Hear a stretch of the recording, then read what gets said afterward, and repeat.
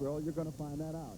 Only 399 kids enrolled into school, but they are all into applauding their basketball. They're coached by Kurt Reed and come in with a record of 24-10 on the year. So stay with us. The Illinois High School basketball tournament is coming up next from Assembly Hall in Champaign.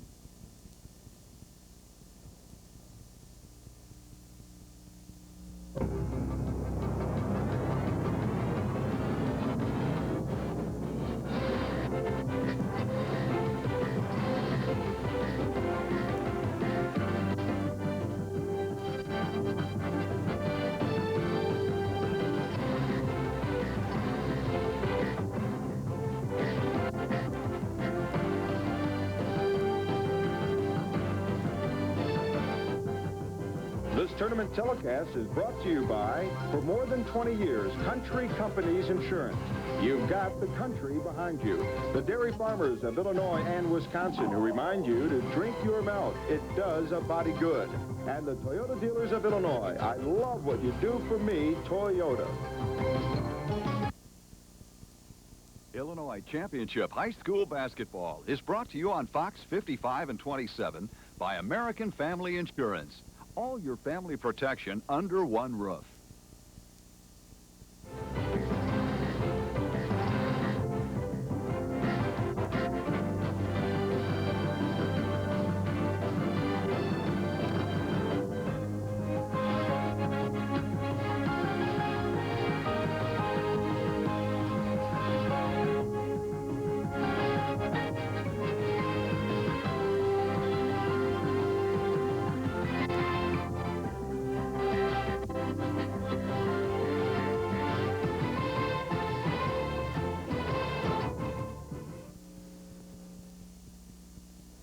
I lent my car to my brother, and he demolished it.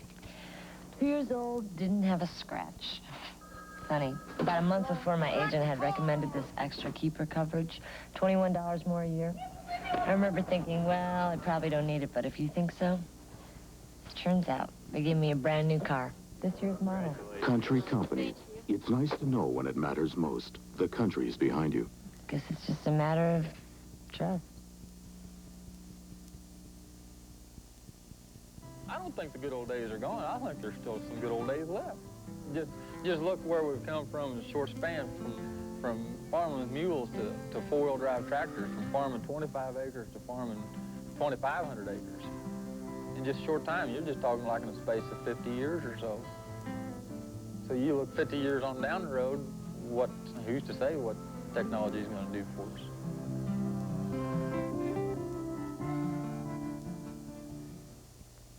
Semifinal session of American. So Assembly Hall is filling up, so let's fill you over to our booth announcers, Jim Elbert and Greg Starrett.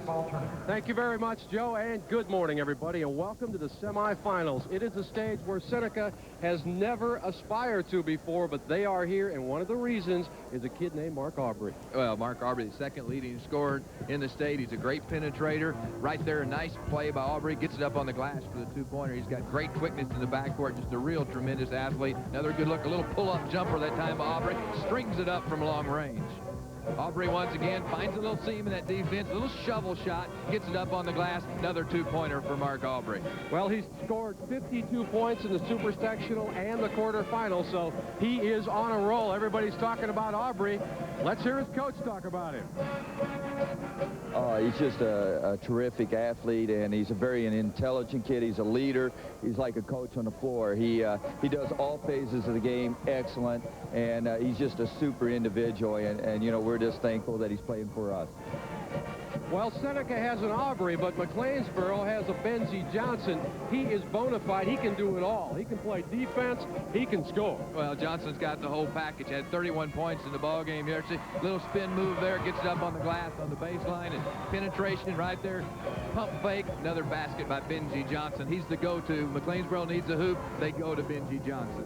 All Benzie Johnson did yesterday was hit 31 points to lead his team to the quarterfinals. Here's what Benzie's coach, Kurt Reed, had to say about today's matchups in this ball game. Well, we hope hopefully he will rise to the occasion, and they're very comparable as far as what they do for their team. Quickness-wise, they're relatively the same, and our Benji Johnson, of course, is our go-to man, as you say, and he can take care of the ball. He handles the ball. He can also shoot the three. He is not in the tournament, but he can handle the ball. He's an excellent passer, excellent rebounder, and he does it all for us, as Aubrey does for them, and he can also play without the ball. And Benji is not the only player on our team by far. Well, Greg, how do you see it matching up here? Is it all just those two guys? Well, those are the go-to guys for both ball clubs. And don't be surprised to see Benji Johnson matched up on the outstanding player, Mark Aubrey. I look for that to be the tough matchup. So those two guys have got the stage set. They're the players their ball clubs look to for leadership and also scoring. Wake up, Illinois. The semifinals are coming your way. One of the network sponsors is the Toyota dealers of Illinois. Ole, ole, ole, ole. Toyota dealers are doing it. Toyota's hot, hot, hot, hot, hot, hot. Holding their hottest sales event ever. Toyota's hot, hot, hot. With savings on Camry, the most trouble-free compact 3 years running. Toyota's hot, hot, hot. Talking option savings, factory incentives, and easy financing on the best-selling Toyota of all, Camry. Toyota's hot, hot, hot. Toyota, more for your money. It's hot, hot, hot. Toyota. When I started, it was still, I think the theory was, the harder you worked, I think the more I accomplished. I mean, I had to kind of use the head on my shoulders, but it still seemed like the harder I worked, the more I was accomplishing. And it's not quite the way anymore. You can work yourself to death or break your back, but if you don't use your head, you're going to be broke in a year, you know. So you've got to use your head.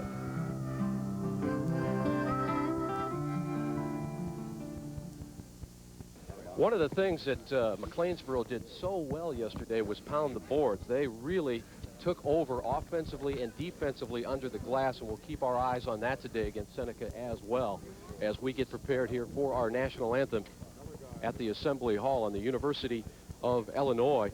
And we should mention, of course, that the leading scorer in this tournament thus far is no longer in action. That would be Brian Hildebrand of Orangeville. After 2 games, he had 55 points. And now let's go to the anthem.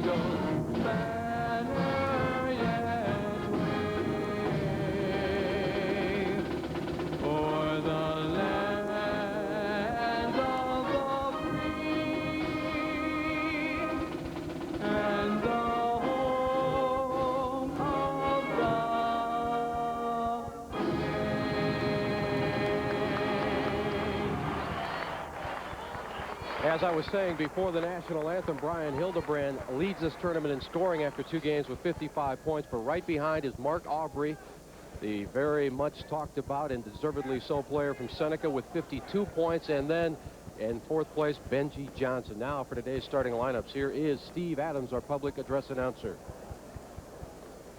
And now, ladies and gentlemen, let's meet the starting lineups for this first semifinal round game featuring the Fighting Irish of Seneca, entering this game with a record of 26-4, and the Foxes of McLeansboro, entering this game with a record of 24-10. At one forward for Seneca, a 6'4" senior, 44, Jason Burton. At one forward for McLeansboro, a 6' senior, 42, Jason Hansen.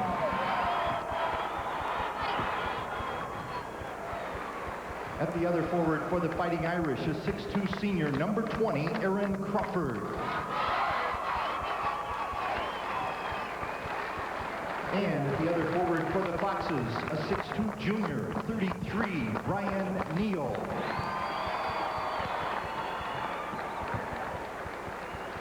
At center for Seneca, a 6'4" junior, number 50, Brett Larson. And at center for McLeansboro, a 6'2" sophomore, number 55, Shane Tennyson.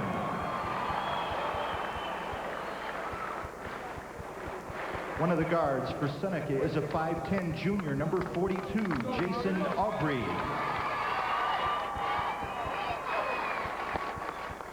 And one of the guards for McLeansboro is a 6'2" senior, number 14, Roger Phelps.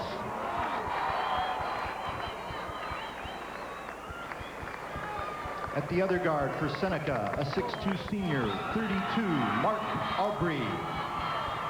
And at the other guard for McLeansboro, a 6'2" senior, 23, Benji Johnson.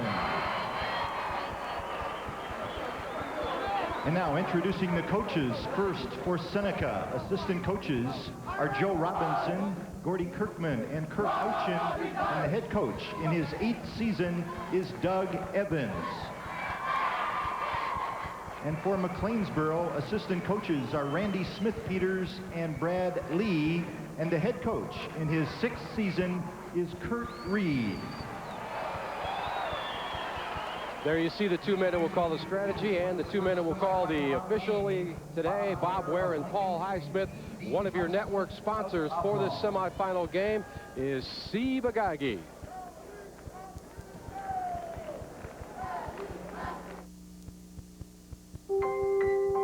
Seems like every day there's something in the news about the environment. People are concerned about the soil and the air and about our water supply.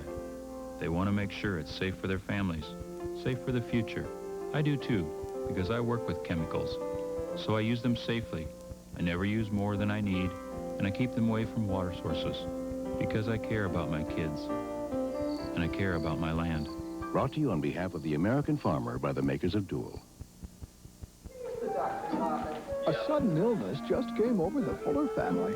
For some families, that could be costly, but not for the Fullers, because they have the Gold Star health policy from American Family Insurance. With Gold Star, the Fullers only pay one family deductible per year. Oh, come on. No matter how many family members there are. American Family Insurance. Look in the white or yellow pages for the American Family agent nearest you.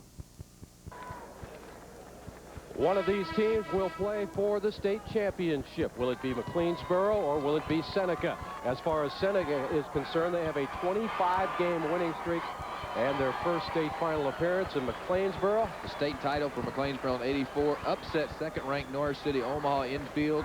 They've had upsets all the way through this tournament. In the matchups, everybody matches up fairly well. There's no great height advantage for either team. It's going to be one of those 6'4", 6'3", 6'2" tournament games where it's hustle and heart that will decide the outcome.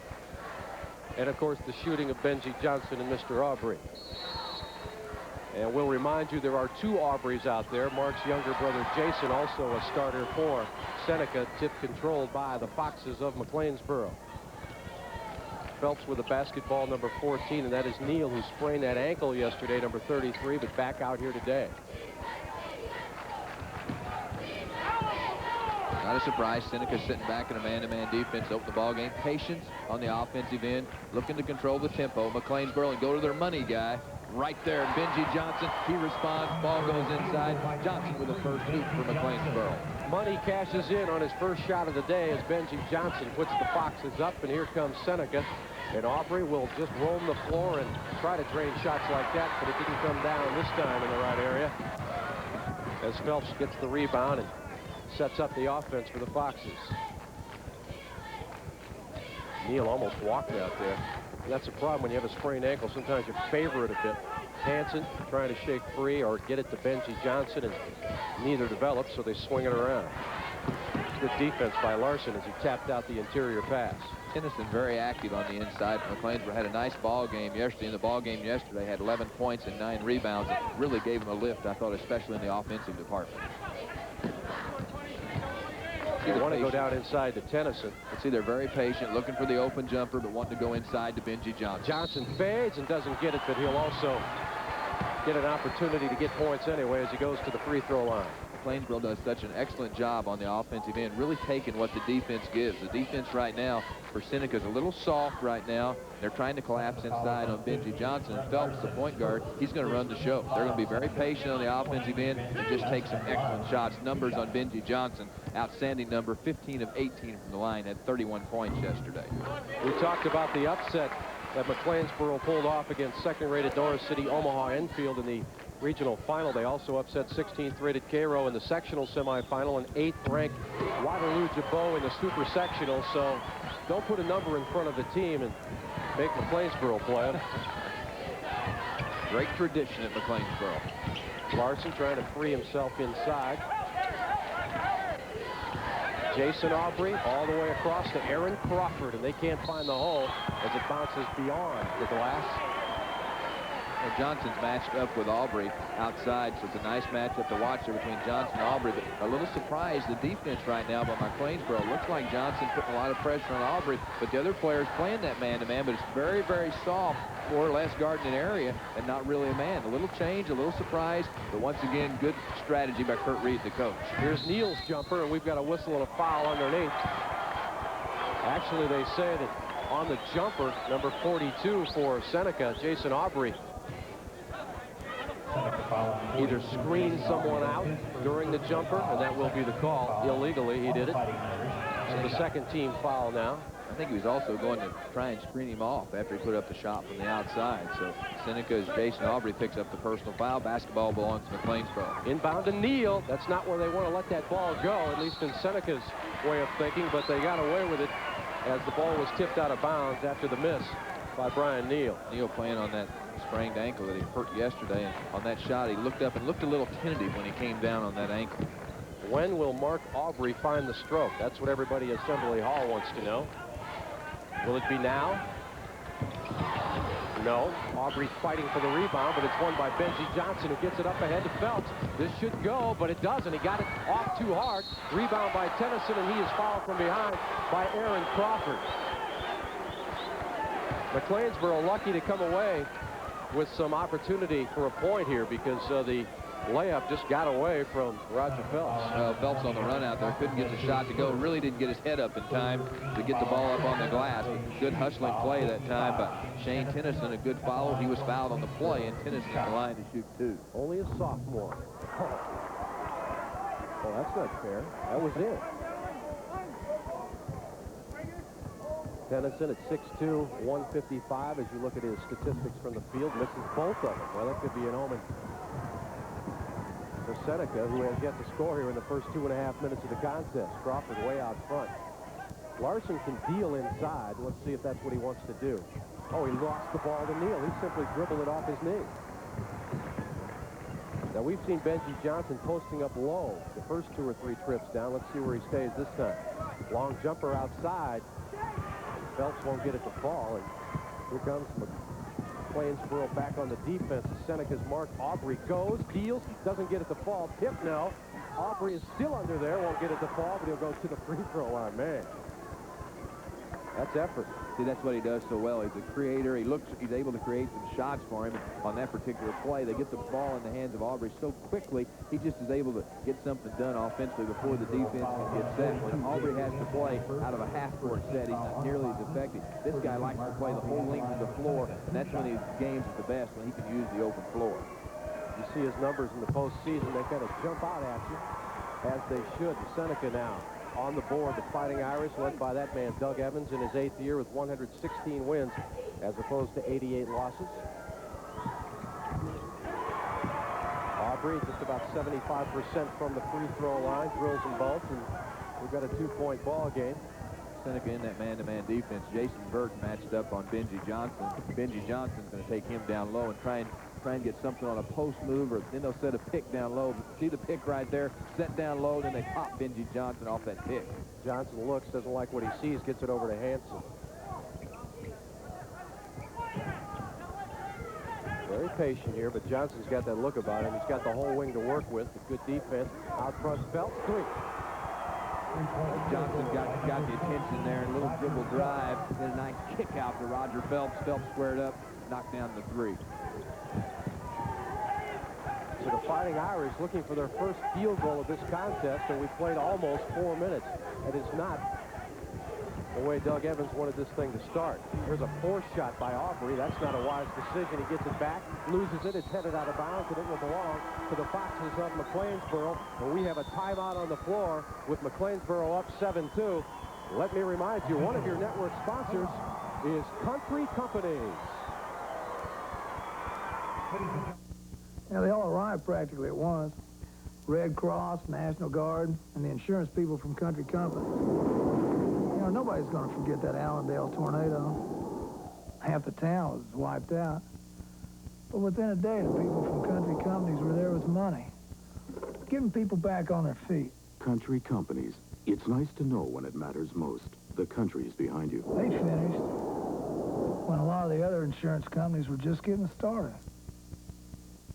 It's hard to part with a good tractor, but for greater productivity, you need to trade up now. That means a new John Deere with record-setting fuel efficiency, power, and torque, with tight-turning traction, with smooth shifting performance, and a great deal. So trade in that high-hour tractor now and get the new John Deere 55 series from one of these John Deere dealers. Good luck to all the Illinois high school basketball teams from these John Deere dealers.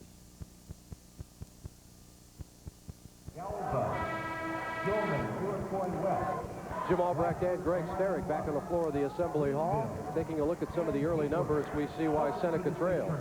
Seneca having some problems shooting the basketball. They're 0 of 5 from the floor in the field goal department. And McLeansboro 2 of 7. So Seneca, a slow start, but give some credit to McLeansboro on the defensive end. Not a surprise to me, Benji Johnson being matched up against Mark Aubrey. And so far, he's really responded to the challenge. Seneca yet to score a field goal, and they've taken Aubrey out of the game on the offensive end. Some full court pressure applied by the Fighting Irish, but the Foxes break on through. 3:53 remaining here in the first quarter as Benji Johnson looks for Phelps, who drilled a 3 moments ago. They're just working the perimeter, waiting for somebody to break low. Johnson says, no, I'm not open this time. They go across the way to Hansen. 16-footer is going to be off the mark. Rebound comes down to Crawford, and now Aubrey on the run. That's when he's at his best. Aubrey looking for a hole, now for a 3. No. Rebound underneath, back up and in by Steve Erickson, who just checked into the ball game. So Seneca with that first substitution, and it works. Trapped in the corner. Neal plays it nicely. Tennyson over to Hansen. Hansen missed an easy one. Had an easy one inside, just couldn't convert. Aubrey got it slapped away from behind, but it looks like Seneca will maintain possession. Phelps almost got a hand on that after the turnover came his way. The offensive end from McLeansboro, Hansen just didn't take that basketball up strong to shoot on the inside. And Kurt Reed, his coach, saying the same thing to him. You got to take it up strong when you get that shot on the inside. Erickson looking down low for his center, but Larson wasn't open. I see that Coach Kurt Reed has that Fighting Irish tie on. There's enough green in there to make a banker jealous. Down low to Erickson. Fade away. Tough shot. Didn't get it to fall. Larson's there. It'll go. and he'll go to the free throw line with a chance to tie the game at 7. Nice offensive rebound that time by Larson on the inside. Larson, their leading rebounder on the year. Right there, the shot goes up by Erickson. Little short, Larson right there. Look how he uses the left hand. He's a natural left-hander. Nice soft touch right there. Little soft hook inside. Larson gets the two-pointer, and Larson fouled on the play and going to the line to shoot free throws. 63% on the year from the line. See his numbers from yesterday, 11 points and 6 rebounds. Remember that three-pointer he drilled yesterday? Big one, the one that you called. And I was surprised he even looked at the basket, and then he just throws it in. Well, we are tied, as you can see, as we work our way through this first quarter in the semifinal game. Hansen had to come up and get that one. So Seneca wakes up. We're awake. We hope you're awake on this Saturday morning to see who will play the championship. Johnson counted. Benji Johnson eyed it, and he bought it. He usually gets what he wants out here. The great ones are always under control. That's the mark of greatness. That and that flick of that wrist, the shooter's wrist. Burton, where's number 44? Crawford thought about it for a second. Johnson trying to deny the ball to Aubrey. Oh, that's a tough pass inside for Burton. He was double teamed. I don't think Aubrey wanted to make it. Hansen all the way. Will he find it? No. Good defense by Seneca. And we've got a whistle and a foul underneath. Aubrey came back and played good defense and changed that shot in midair. We'll see him fly by. Yeah, good look right there, Hansen. Then you see Aubrey come into the picture, and he had to change his shot. Really bothered Hansen, but who you think's doing the job on the follow-up was Benji Johnson. And Benji Johnson fouled on the play, and the ball's going to belong to McLeansboro. That's team foul number 4 on Seneca, and of course that means McLeansboro will go to the line on the next personal foul with the 1-and-1. They inbound in the form of Roger Phelps. McLeansboro is now in the bonus. Pass inside and a foul from behind on Burton. Well, Jason Burton had the right idea. He read his mail correctly, but got there just a little bit late. Well, he was trying to fight over Benji Johnson. That's a tough assignment. And Johnson, a good low-post player. He can play from outside, facing the basket, but he also can take you inside and play with his back to the basket. That time, Burton trying to fight over the top to deny the pass inside, but Johnson just able to hold him back. Johnson, once again, at the free throw line. We should point out, too, McLeansboro comes in with that record of 10 losses, but a lot of injuries early in the season. This man at the free throw line fought mono, so he was gone for a while. They also lost 5 of those games at one tournament, one of those Christmas tournaments. Crawford beyond the arc doesn't want it. Seneca trailing by 3. If Aubrey finds a spot, it'll be tied at 10. Oh, look at that move to the hole. Aubrey, no, not there. Rebound. Neal lost it because Aubrey had a hand in there, but Neal got it right back. And with 1:24 remaining in the first quarter, the Foxes can go up by 5 or more. Bad pass underneath. It goes out of bounds. If Benji Johnson can't get it, it can't be had. Well, he really didn't have a good angle to deliver the pass inside. He did take it on a drive and then, or on a little dribble there and set himself up. The passer is the most important person on that particular play. It was just not a good pass on the inside.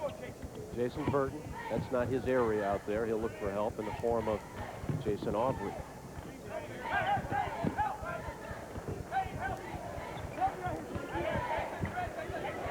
Uh-oh, there's that center again, but this time a little short on the three-point attempt is Brett Larson, and here come the Foxes in a hurry. Hansen, will he pull up? No, he tried to go inside, and Aubrey read the mail again. Aubrey with a 1-against-2, all the way down, hangs, and have it rejected, and a charging foul against Mark Aubrey. Man, the Fighting Irish fans do not like that call, and I'd like to see it again myself. Aubrey really quick with the basketball, leans in right there. Yep. Aubrey up, good call right there. Aubrey with the charge about all the players hit the deck hard. Aubrey really hits the deck, but this guy's used to contact. This guy was a pretty good football quarterback, wasn't he? You bet he was. Number 30, he led Seneca to the 1992 State Football Championship, an undefeated season. And, of course, you know who was there to draw the charge. Benji Johnson. Benji was there. Meet Mark. Talk about his quickness and his speed. He's also the anchor runner on their Class A 3200 relay team that was a champion, too. This guy's an all-around athlete, just a tremendous athlete, speaking of Mark Aubrey. Yeah, the rumor is when he was born, his mother asked, "What is it?" And the doctor said, "A winner."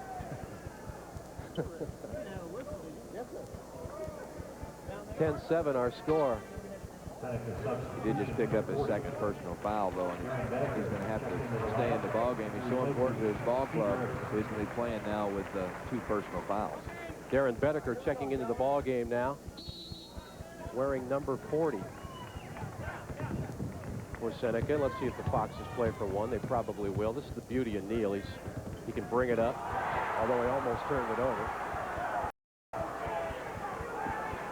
They're posting Benji Johnson down low on that double post. Now he'll pop up and get the ball.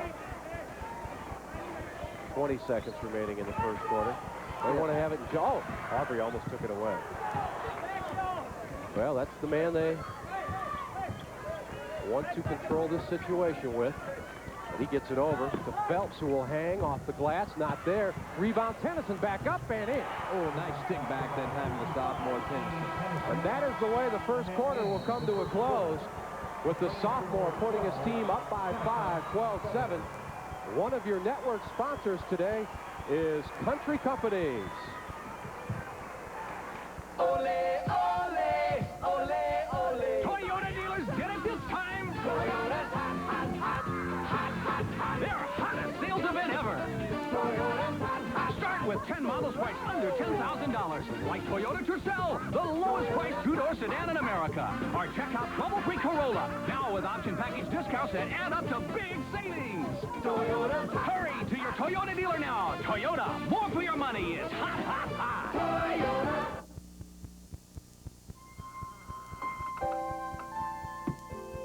Of all the things you could give her, one of the most precious would be life insurance on yourself, because no matter what happens, her financial future is secure. A reminder from American Family: you don't buy life insurance for you. Good night, Daddy. You buy it for her. Look in the white or yellow pages for the American Family agent nearest you.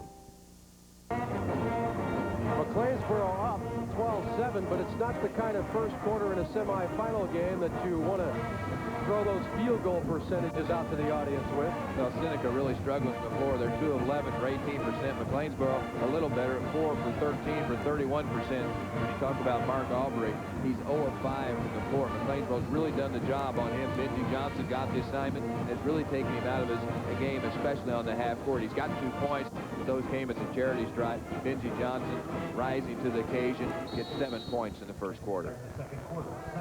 And again, Roger Phelps on the bench with 3 fouls. Actually, he's back in the ball game now with 3 fouls. And don't forget, Mark Aubrey has 2. So the Foxes would love to pick up a charge and give him 3. Check that on Phelps.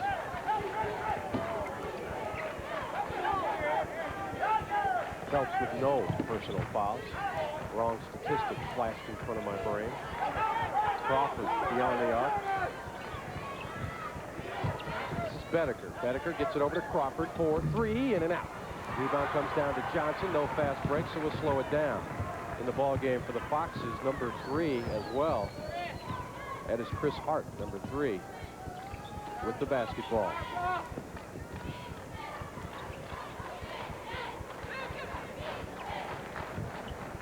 See their patience and how they keep the floor spaced on the offensive end. Very patient, good floor spacing. Phelps from way outside. That's going to be too much iron. Rebound underneath. Hard. He'll go up. Charge. No basket. No basket. Well, give the young man some credit. He saw an opening, and it wasn't much of one, but he was going to take it, or at least try it. Oh, nice play. Aggressive play by Chris Hart on the offensive end. Loose ball right there. Just kind of barrels in, lowers that shoulder. Good, strong upper body. Gets it up on the glass. Wipe off the basket. Foul right there, and you could tell who the foul was on. The guy with the open mouth expression. Chris Hart, personal foul number 1. That was Aubrey under there. That was dangerous. Hanging off the glass, won't go. We've got a whistle and a foul away from the basketball. And it looks like number 42, Jason Aubrey, is the unhappy participant, so it must be against him. Yeah, the defense, though, once again, Mark Aubrey, not a real good shot that time. Benji Johnson right up on him, a little spin move, trying to free himself and off balance with a shot. Mark Aubrey now 0 of 6, and that had to be a concern of Doug Evans of Seneca, how the matchups were going to go. And I really felt like that Kurt Reed, the McLeansboro coach, would go ahead and match up a star against Mark Aubrey, and he's done that here in this ballgame. Neal with the charity toss makes it count, puts his team up by 6, and getting that foul situation corrected here for you. McLeansboro has but 1 team foul. here in this ball game. So Aubrey better get it going. Aubrey up top for three. Is he hot? Not yet. Rebound comes down to Neal. Mark Aubrey is 0 for 7.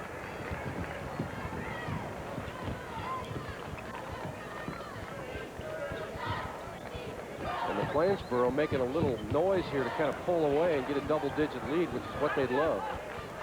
Down low and a foul from behind. This one will go against Seneca. Darren Bedecker.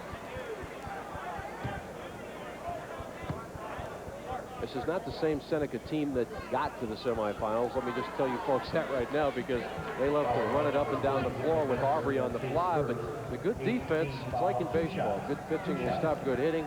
Good defense will stop good scoring in basketball. Well, the two keys for McLeansboro in today's ball game had to be whether or not they could contain Mark Aubrey and also whether or not they could dictate tempo, and they've done both of those.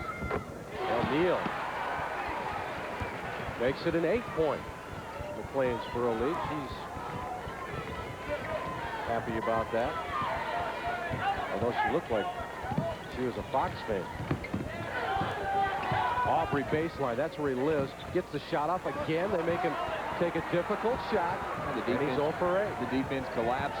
He had got the baseline, good weak side help, and he had to alter his shot inside. Once again, McLeansboro defense pretty tough to crack.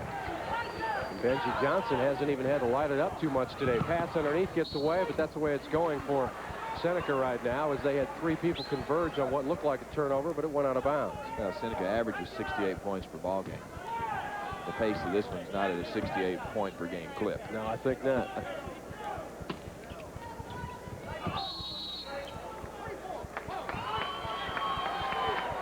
Well, they've called Jason Burton with a holding call. That's either 15 yards or a personal, and will lead to a timeout as McLeansboro has had their way. Mark Aubrey could not find the range, and that man, Mr. Evans, not too happy. One of your network sponsors is the American Dairy Associations of Illinois and Wisconsin. Sure you boys will be all right? Yeah. Into overtime. Ah, the virtues of milk. Here's the kickoff. Milk helps supply protein for strong muscles, phosphorus for good hand-eye coordination, He's wide open, but it's picked off. calcium for strong bones, Whammo! And it's an end around. What a play! It's all over. Holy tomato! and thiamine Hi, honey. Who won the game? they did to boost your morale. Milk, it does a body good. It's hard to part with a good tractor, but for greater productivity, you need to trade up now. That means a new John Deere with record-setting fuel efficiency, power, and torque, with tight-turning traction, with smooth shifting performance, and a great deal. So trade in that high-hour tractor now and get the new John Deere 55 Series from one of these John Deere dealers. Good luck to all the Illinois high school basketball teams from these John Deere dealers. Well, right now, McLeansboro throwing a shutout, and the batter is Mark Aubrey. Defensively, McLeansboro's taken Aubrey out of the game. Give some credit to Benji Johnson. On the year, 52%. Speaking of Aubrey, today, 0 of 8, and really hasn't had any easy shots. Every shot he's had to create. He's really had to work for the shot. Give a lot of credit to the defense of McLeansboro and the confidence that Kurt Reed, McLeansboro's head coach, had in Benji Johnson's defensive ability. You always hear about his offense. Had 31 points yesterday. He's their leading scorer, almost 18 points per ball game, and a good look right there at Benji Johnson. But you forget about his defensive play. That's right. Well, that's the kind of world we live in. Everybody looks at the points. Everybody looks at the exciting part of every game, but it's a defense that'll make the coach happier than all those lay-ins. Benji Johnson has a knack for getting to that free throw line also. In yesterday's ball game, he was 15 of 18 from the stripe. Aubrey brings it up. He's going to need some help right now. He can't carry the load. He's just not stroking it yet today, and nobody else is either. And Crawford really turned it over, but they don't call it. That looked like a double dribble to me. Inside they go to Larson. They need his scoring. He comes up short. Rebound underneath, fought for it, up and in by Crawford. Well, that's a big bucket. They needed it. They trail by 7 nonetheless, 16-9.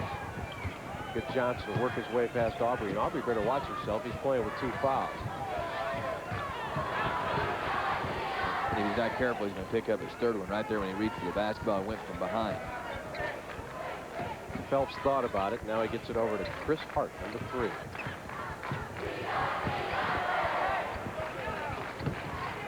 Tennyson didn't want it inside. Phelps for 3. That's going to come off to the left side. Rebound is fought for and kicked out nicely to Larson. And Phelps is struggling a little bit, too. He can't find his stroke from outside. Phelps now 1 of 7 from the floor. Jason Aubrey just kind of rolled that ball to his teammate. That's what you got to do. Larson inside. Tennyson with good defense. Aubrey waits for his brother, then lets him go by. Bounces, passes it down low to Burton. Burton inside. That's what they need to do. Get it inside like that, but the shot will still not fall. And Benji Johnson with a rebound. I don't think that Doug Evans thought he'd have but 9 points with 12 minutes gone in the game. Now the matchup now between Aubrey and Benji Johnson. Aubrey right there. Good quick Aubrey move with the steal. It's a one-on-one against Phelps. He'll float, put it, not home. That's the kind of day Aubrey's having. That's an automatic shot for him, and this time it comes up short. Yeah, and he's 0 of 9, and that's a shot he's got to be able to convert. A good steal, but you got to be able to finish the play, and Aubrey just didn't get the job done on that particular play. This game really hasn't found a flow yet. Nobody doing anything consistently well, although McLeansboro playing dynamite D. Oh, it's at the pace, though, McLeansboro likes their game to be. They're in complete control of the basketball game. They just want to pass it around, take some time off the clock, look for the high percentage. Phelps takes the baseline. He's got trouble. Still manages to get the shot off, but Aubrey on the other side with a rebound. And unless Aubrey warms up. But that's how quick he can come right back.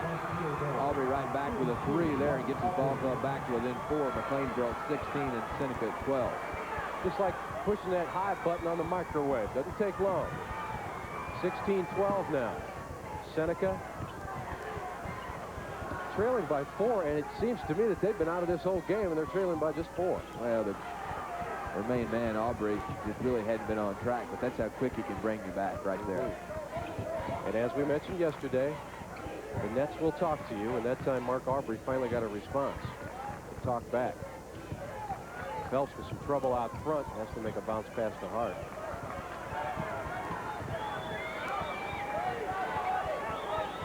We're down to 2:30 here in the first half with McLeansboro leading Seneca 16-12.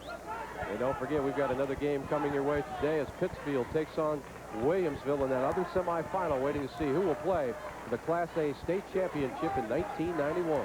Aubrey really doing a good job Nice denying the bounce basketball pass. from Benji Johnson. Tennyson turned that over. That was a double dribble. They got it to Johnson, and they got away with something. That was a turnover that wasn't called, at least to my estimation.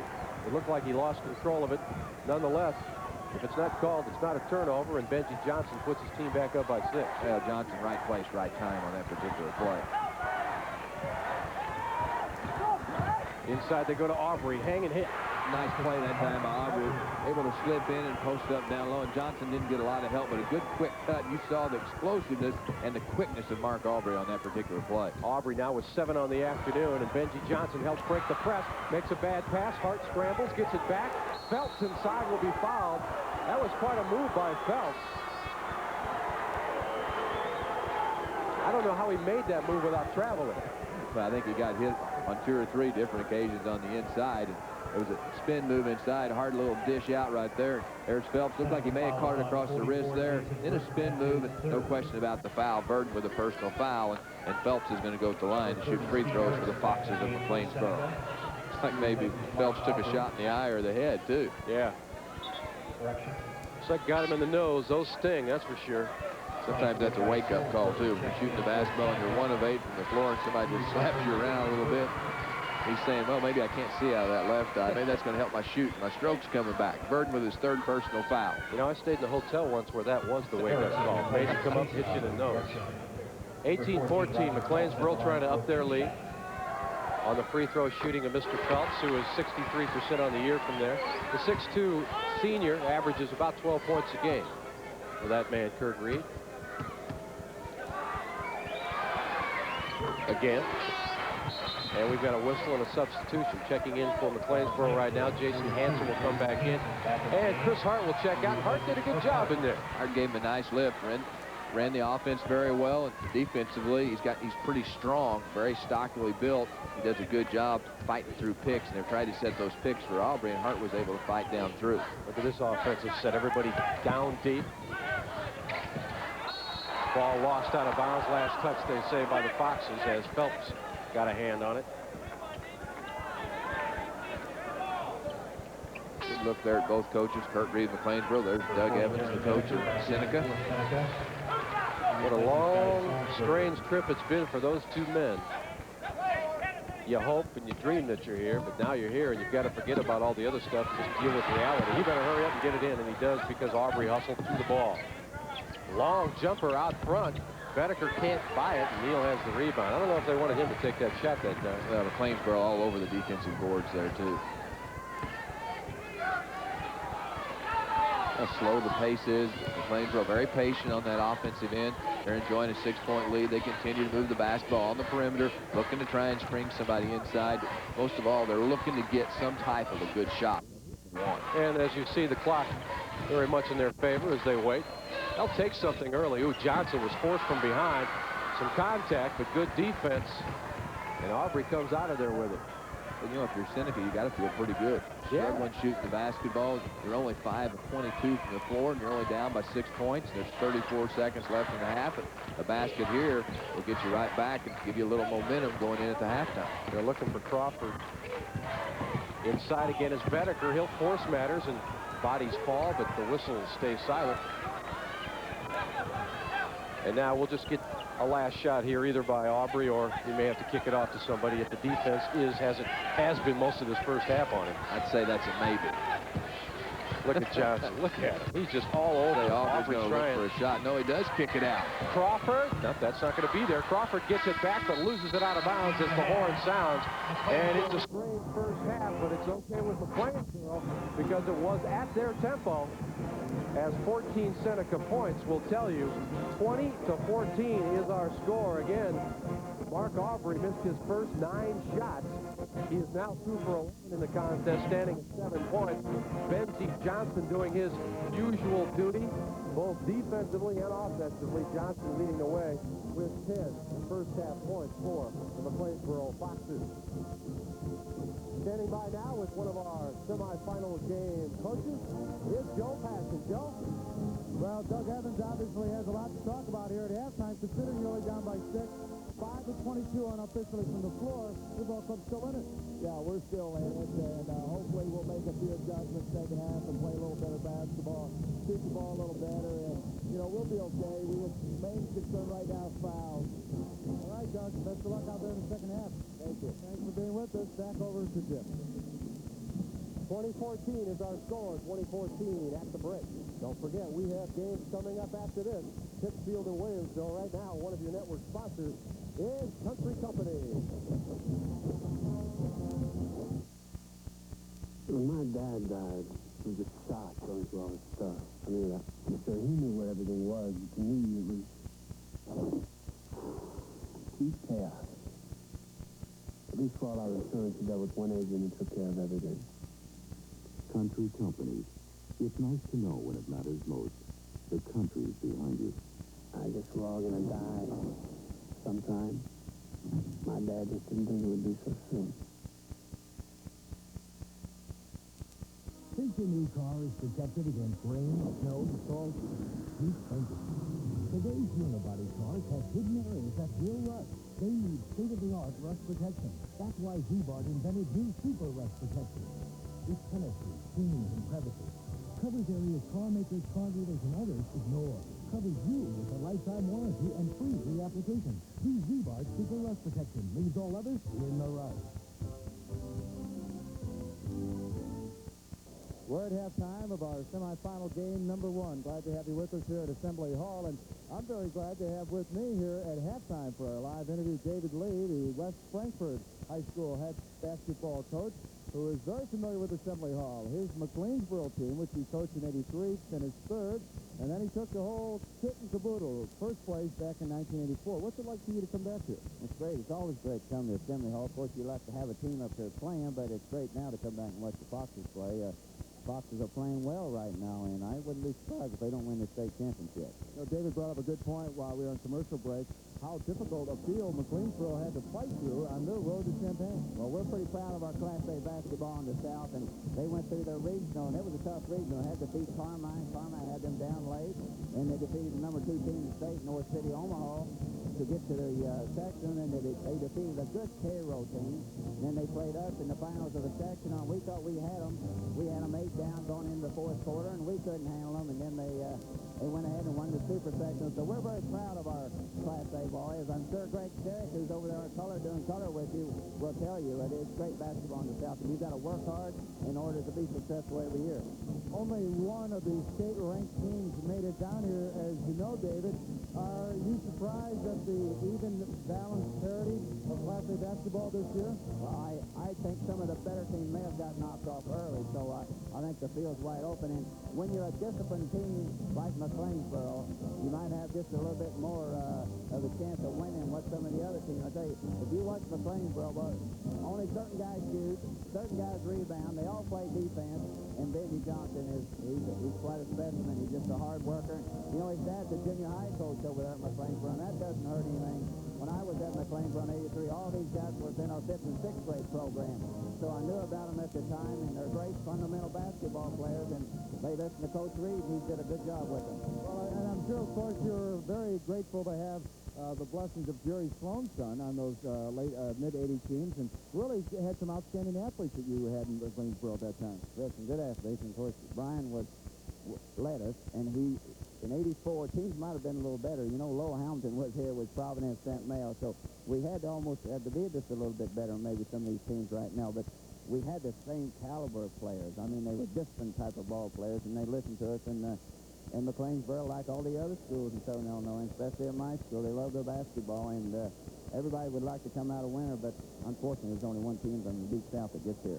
Well, David is very right. Class A basketball is wonderful in Southern Illinois, and we're seeing a lot of it right here in Central Illinois at Assembly Hall. David, thanks for being with us, and we'll be back with more of our halftime festivities here after this word from our local station.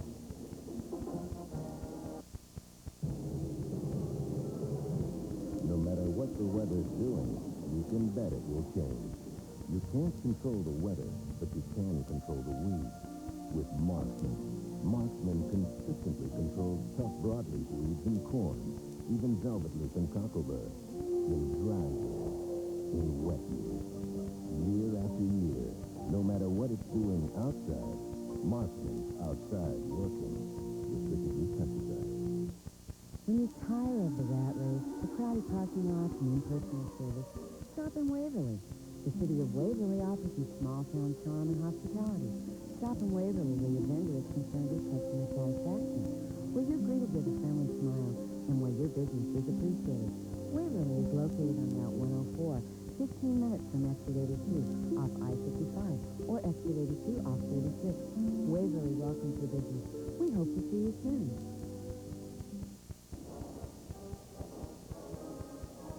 The semifinals are underway, and as you can see, McLeansboro leading Seneca 20-14. And Greg Sterry, if I am Coach Doug Reed, I am in the locker room saying, guess what, kids? We did everything wrong, and we're just trailing by 6 points. Well, Seneca's only trailing by 6 points. I think Coach David Lee put it very well. McLeansboro is a very disciplined basketball team. They're really getting the job done on the defensive end.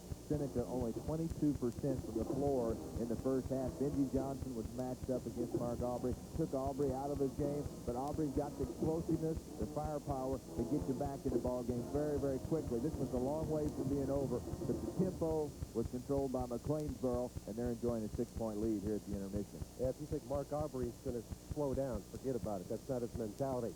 We will return for the second half of this semifinal game after these messages from your local station. Hi, Gary Goodness, Royal Parkway Dodge, where safety is standard at Royal Parkway. It's like the new Dodge Spirit. It has a passenger side airbag and rear seat child protectors. Next, if you go into safety and you go into power, we have the new Dodge trucks like the Dodge Dakota. We also have half-ton and three-quarter-ton models, so you still get a diesel engine on a new Dodge truck. So whether it's safety or power, we've got them all at Royal Parkway Dodge, 1600 South Richmond Parkway in Springfield. Prairie Farms invites you to enjoy the best of the light-hearted dairy treats. There's light sour cream with 40% less fat and Trim and Light low-fat cottage cheese. Prairie Farms Trim and Light yogurt, 99% fat-free. And light premium ice milk, silky smooth and 95% fat-free.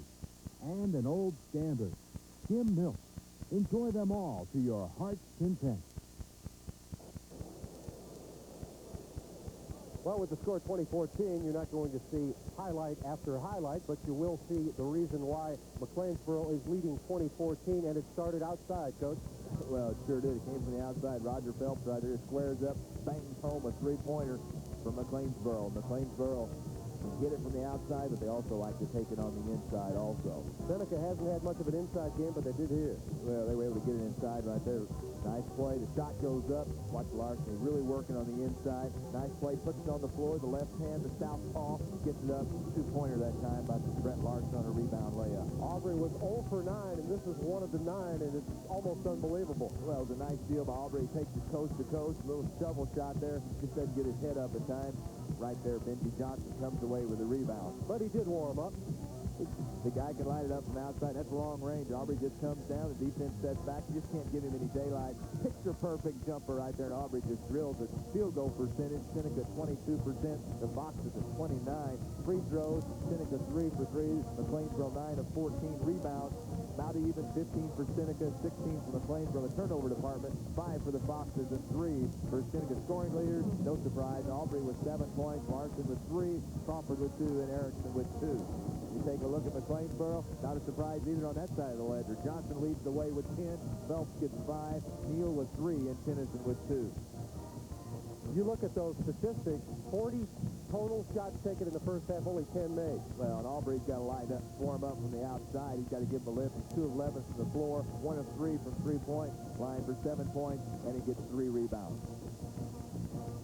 And, of course, Benji Johnson always doing what Benji Johnson does. He's perfect from the floor, 3 of 3, 4 of 6 from the line, 10 points, and 6 rebounds. Also have to listen to Coach Doug Evans talking about the fouls. Very concerned. They've got 10 fouls. McLeansboro only 3. We're coming back with the second half. We'll return after these messages from your local station.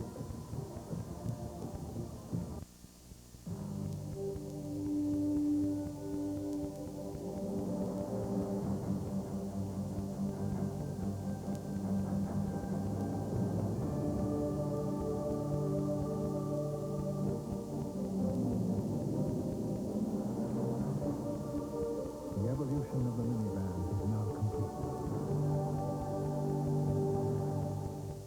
$500 cash back from your Central Illinois Chrysler Plymouth dealer.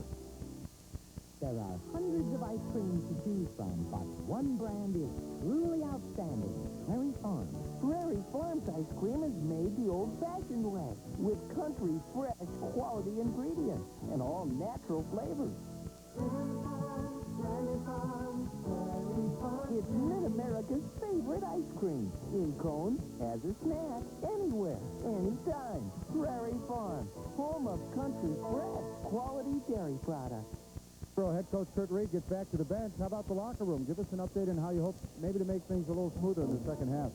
Well, we feel we're going to have to do a little better job keeping people off of the board. We're doing a nice job defensively against them after this point.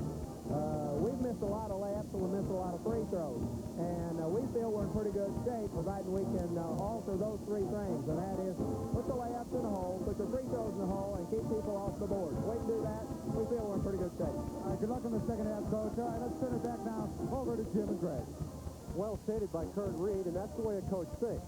He thinks, A, yes, we're up. B, we could have been up by a little more if we make those bunnies underneath and make a few charity drops. Well, I think he has to be pleased, though, with the effort defensively. That was the story in the first half. It was the defense from McLeansboro and also the back. They were very patient. They're such a disciplined basketball team, and they seem to have control throughout both quarters.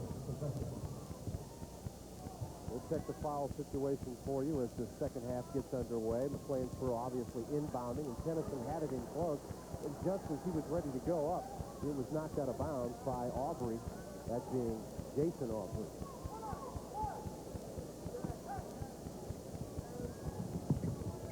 Jason Burton has 3 personal fouls for Seneca. Nice pass underneath to Phelps, but he couldn't get it to fall. Man. And speaking of layups, they're having problems from Burton. That was an easy one right there. Phelps struggling shooting the basketball. Get it inside to Burton. Go up, hit it. That's a big swing right there. Phelps had the easy shot inside, didn't go back the other way. Boxers didn't have much of a chance to get set defensively. They got it inside. Burton got a nice 2-pointer. A 4-point swing. Instead of 22-14, it's 20-16. McLeansboro throws it away. Somebody was supposed to cut, or at least that's what Brian Neal thought was about to happen. Wasn't anybody home. Here comes Mark Aubrey leading up the offense, and Benji Johnson just waiting for him at the top of the circle.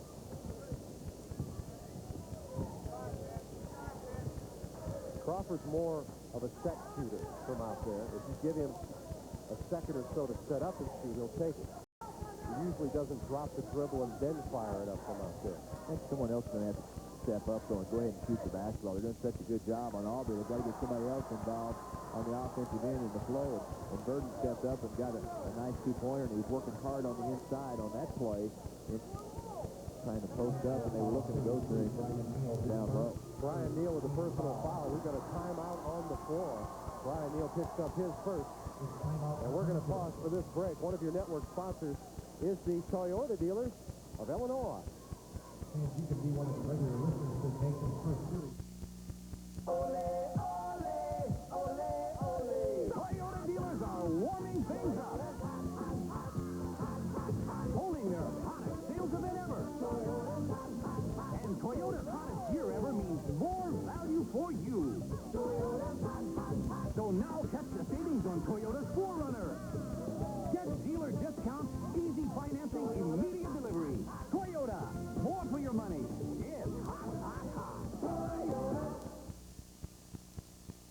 Farming is a full-time job, and then some. You need a partner you can depend on, with extra power, with easy maneuverability, and the reliability that only John Deere tractors deliver. No wonder so many farmers like you pick John Deere 45 to 95 horsepower tractors. It's because farmers depend on John Deere. Good luck to all the Illinois high school basketball teams from these John Deere dealers. Interbat, the only all-suites hotel, AmeriSuites. Spacious 2-room contemporary suites and a year-round indoor pool. Call 1-800-272-8590 or 217-398-3400. AmeriSuites. This broadcast is copyrighted by the Illinois High School Association and Cost Broadcast Sales Incorporated. No portion or portions of this broadcast may be reproduced without the written permission of the Illinois High School Association. Brian makes that Shane Tennyson. Shane Tennyson has left the ball game. It looks from here like a wrist or a thumb injury. We'll check it out. Jerry Snicker in the ball game in his place, and Burton missed one in close. And a long baseball pass to Phelps, who's free. Count it. Nice pass that time. A good look up the floor by Benji Johnson. The baseball pass. Phelps a little run out. Phelps with a 2-pointer. Boxers up now by 6 at 22 to 16. Johnson still matched up with Mark Aubrey. Jerry Snicker, a 6'2", 205 sophomore. Still getting his basketball legs, as it were, and we'll see how he performs here in the absence of Shane Tennyson, another sophomore. Shot way off the mark out there, but rebounded by, you know who, Mark Aubrey, but he can't get that to fall. And believe me, folks, he does get those shots to fall. They may look unorthodox. They haven't fallen yet today, but they usually do for him. Well, Benji Johnson right there really did do a good job of going and checking out Mark Aubrey. You see the frustration right there in Benji Johnson. He knew that was his mistake. Didn't do a good job of checking Aubrey off. Aubrey, though, is so quick for the basketball, and Aubrey with 7 points at the line for Seneca. Missed the free throw. Brian Neal picked up that personal foul, his second. Free throw shot there looked very, very flat. Didn't have much arch on that shot. He usually shoots with a lot of arch. Much better right there. The arch was much different there. It's pretty tough to throw them in when you don't arch basketball. 5-point ball game. McLeansboro has the advantage, but they have lost their center, who is in the training room right now, being looked at. Double team out front. Phelps just broke that easily by going over the top of it. I think it's interesting, too, the strategy of McLeansboro running Benji Johnson down low. Aubrey's matched up with him, and Johnson get a little bit of a height advantage and strength advantage, so they're sending him down low to post him up. What happened there was the inexperience of the sophomore.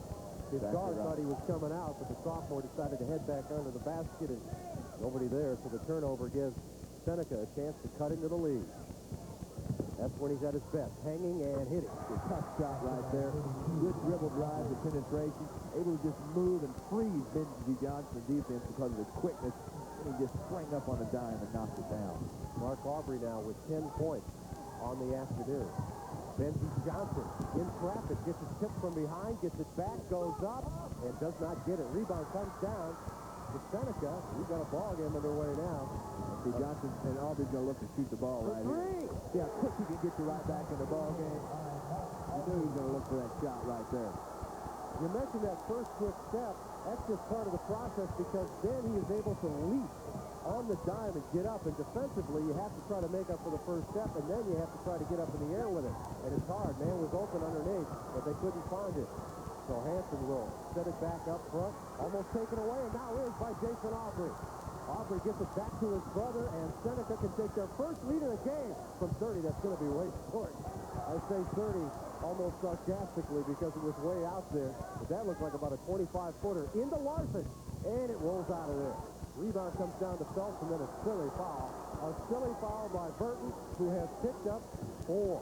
Man, we've got a report on the injured player, Shane Tennyson. Joe? Well, Jim and Greg, I can tell you about Shane Tennyson. Right now, he is getting his sprained right thumb re-wrapped. The trainers are looking at it. They have confirmed, though, there's no break of the thumb. One thing Shane wants to do is whatever you can do as long as I can get back into the game. Back now to Jim and Greg. Now, they need him on the inside, too, because what they've had to do with the lineup they've got in the ball game is move Benji Johnson on the inside. And Phelps is running the point guard, but they've moved Benji Johnson down the inside. When the McLeansboro needs a basket, they usually go to Benji Johnson. This time, they go to Brian Neal, though. Neal can't get it. We mentioned that foul. That was number 4, as we said, on Jason Burton, and that was the kind of foul you just don't need. It was ticky-tacky. Aubrey can't get that one. That's too hard off the glass. Johnson on the run. 1 against 3. He'll pull up. Look for an advantage and find none.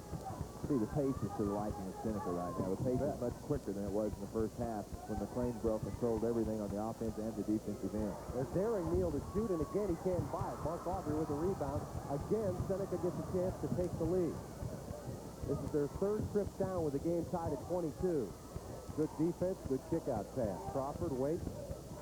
Finds Larson. That's the shot he wants, but not the result. Larson's back. Up and in. A great offensive board work right there by the 6'4" junior Brett Larson on the inside. And Seneca now has grabbed their first lead of the ball game. They're on top by the score of 24-22. Brett Larson on the inside, the left-hander right there. The shot goes up off the head of Jason Aubrey.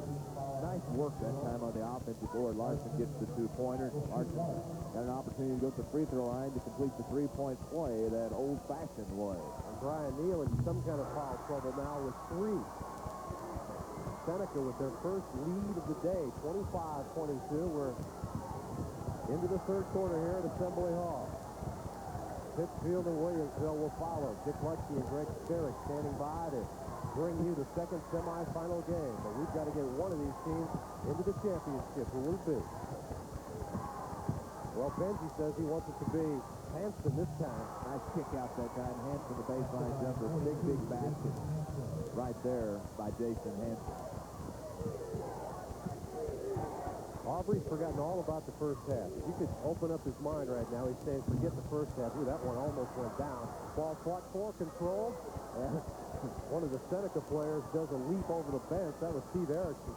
Good shooters like Aubrey, and a great player like that he is. Really doesn't worry about it when you're missing shots. Just come back and shoot another. Good look there at Steve Erickson. Maybe he needs to run the high hurdle the way he got up over that bench. Well, Benji Johnson has finished 2nd and 3rd in the high jump in the state track meets, but I don't know about Erickson. Apparently, he'll give it a go. McLeansboro looking for the lead. Yeah, you see they brought Benji Johnson now out on the play. And look for him for Benji Johnson. A little lob right there to Roger Phelps. I think they want to get Phelps involved on the offensive end. Long jumper won't go for Phelps. Somebody needs to step up and give some help to Benji Johnson. They really look to Phelps. Right now, Johnson's duties are twofold. Lead his Foxes offensively if he can find some open mates. And maybe more importantly, guard Mr. Aubrey. Nice defense inside. The Foxes come away with it, slapping it back to Phelps.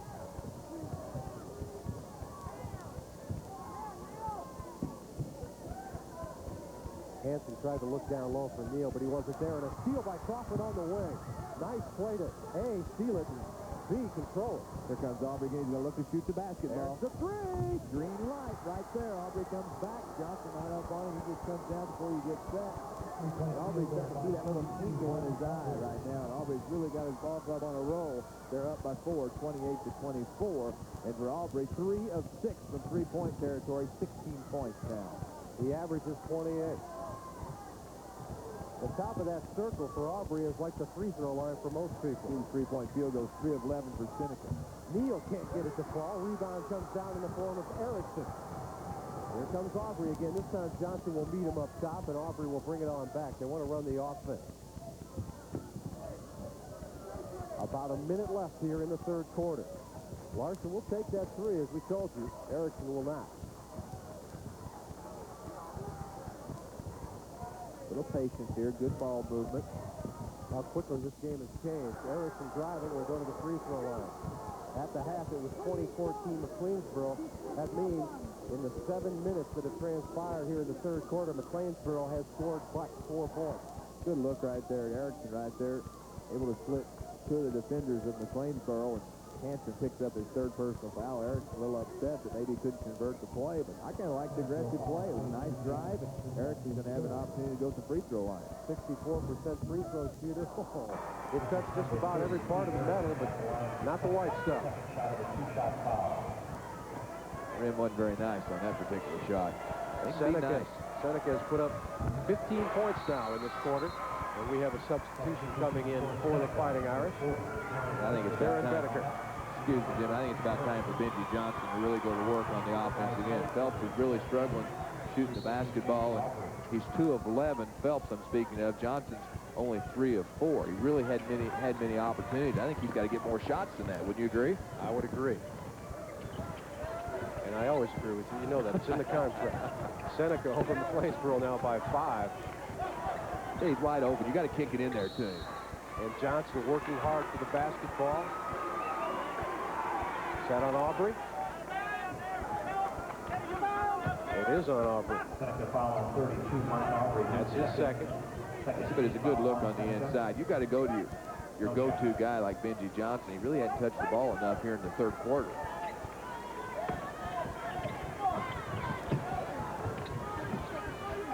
Yeah, in the first half, I thought Mark Aubrey had 2, but obviously we stand corrected on that. Working the offense. Roger Phelps, the senior, waiting for somebody to open up. There's 20 seconds remaining here in the third quarter. They'll be content to try to cut this lead. It stands at 5, down to 3 or 2. See, Johnson really hadn't been in the flow in this quarter. Johnson hadn't scored a point this quarter. Well, the whole team's only scored 4. Neal from way outside, not there. Rebound, Hansen. Nice rebound, big basket that time by Hansen off the offensive rebound. Jason Hansen got up in the air, went to the glass, stuck it back, and he brings his team back to within 3. Seneca leads it 29-26, 8 minutes to advancing to the finals. One of your network sponsors is Country Companies. I lent my car to my brother, and he demolished it. 2 years old, didn't have a scratch. Funny, about a month before my agent had recommended this extra keeper coverage, $21 more a year. I remember thinking, well, I probably don't need it, but if you think so, turns out they gave me a brand new car, this year's model. Country Companies. It's nice to know when it matters most. The country is behind you. Guess it's just a matter of trust. It's March Madness at Harrison Motor Sales, Lincoln Mercury Dodge in downtown Taylorville. See the Harrison Motors teams for deals right now.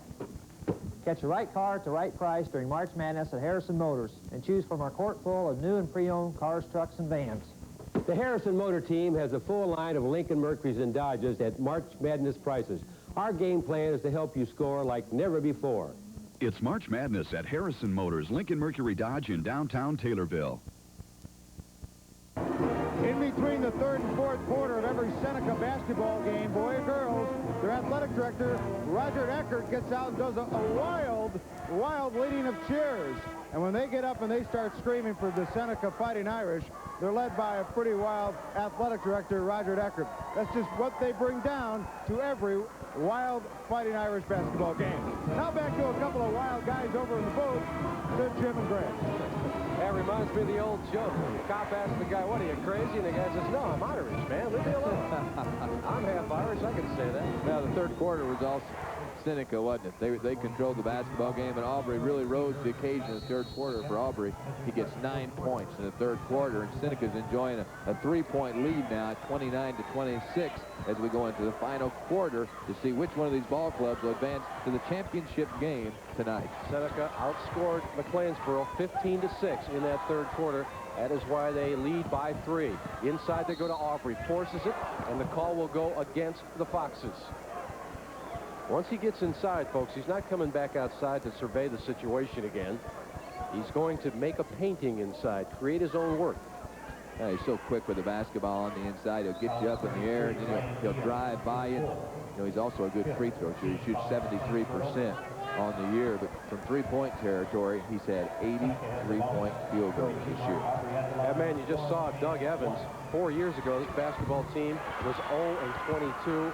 Now he is 7 minutes and 41 seconds away from being in the state championship game. That is sports in a nutshell. That's how it can turn. And Tennyson checks back in after going to the training room, getting that thumb taped back up. And Neal will go out. Yeah, Tennyson back in the ball game, and Tennyson needs to give him a lift on the glass.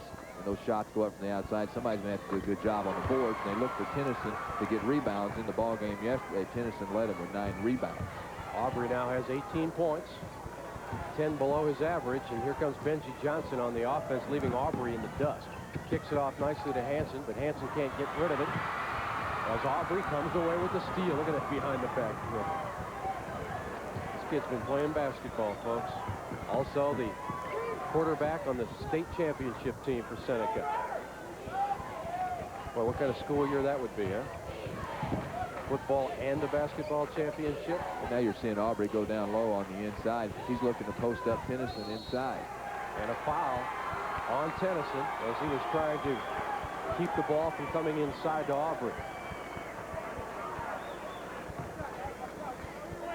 Well, the first half was to McLeansboro's liking. They liked the pace. If you asked their coach, hey, would you take a 32-30 win? He'd say, certainly. And that's kind of pace we had. But now, of course, Seneca's been running with it. And they made some adjustments. I'm talking about Seneca. They had to do something defensively. And a good look there at their coach, Doug Evans. Johnson wasn't really a factor in the third quarter for McLeansboro. That's the difference. Aubrey took control, and Johnson wasn't really a factor. He wasn't really into the flow on the offensive end. And now here in the second half, as Aubrey knocks in free throws, and Seneca's up by 7. He's had 13 points all here in this 13 points in the second half.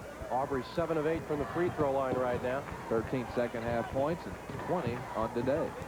Seneca's biggest lead at 7, 33-26. Hansen tries to go to the sophomore inside.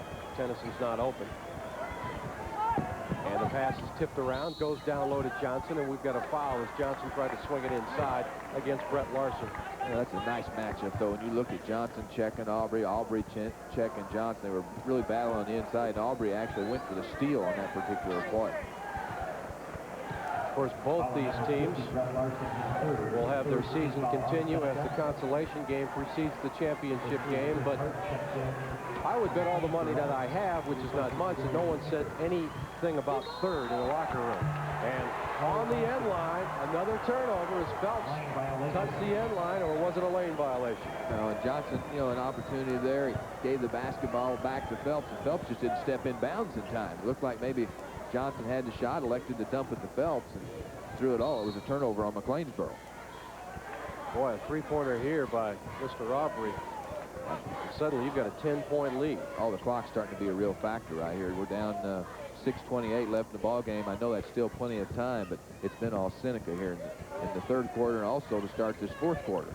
Well, after Seneca beat Orangeville yesterday, they asked Mark Aubrey, how did he feel? And he said, we just don't ever feel like we're going to lose. Larson missed the shot, and I think he picked up the foul as well. Yes, he did.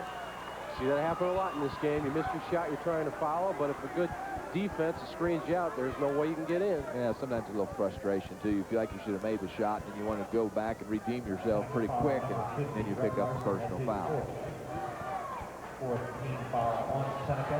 There you see a good shot of Mark Aubrey.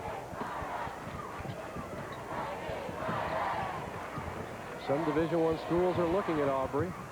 Must be nice, huh? We'll give you the whole package. Just come and play some basketball. When you think back to that first half of McLeansboro, they did miss a lot of easy shots. Tennyson underneath. That was an easy shot, and they needed it, and a great pass by Johnson. Yeah, Johnson set it all up. Good look inside. Tennyson, a good catch. Gets it up on the window. Gets the two-pointer. Now McLeansboro's back to within 5. Johnson made that pass with his back to Tennyson. Just dropped it behind him. See, he's directing traffic out there, don't you, Aubrey?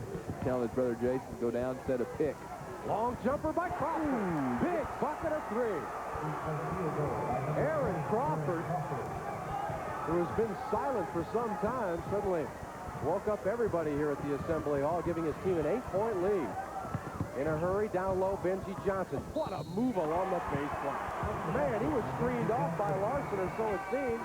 But with 6 inches to spare, Johnson went around him. And he's such a good jumper at 6'2". He's only 6'2", a good post-up. Aubrey went for the steal right there. Just slips through the baseline, and not a good job of shutting off the baseline. Larson had a chance to cut him off on the baseline, but Johnson was able to slip by and then just lean back in, and he goes up so high. Good vertical jump up in the air, and then he gets the easy basket.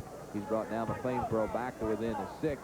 Tries to cut that lead to 5, does just that from the line. Johnson has 13. From our angle, it looked like Larson had him cut off along the baseline. And when you went down further with that camera on the floor, you could see there was about a foot for Benji Johnson to operate on, and he did. That's all he needed.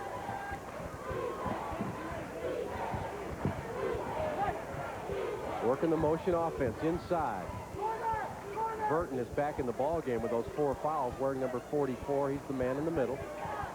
We are under the 5-minute mark to get to the state championship. Almost threw it away. Crawford saw it and went after it. A lot of people standing on the offensive end by Seneca, but they're doing a good job of running the clock. And right there, Johnson goes for the steal. Pass going to Jason Aubrey, and Johnson picks up the personal foul. Jason will go to the free throw line, but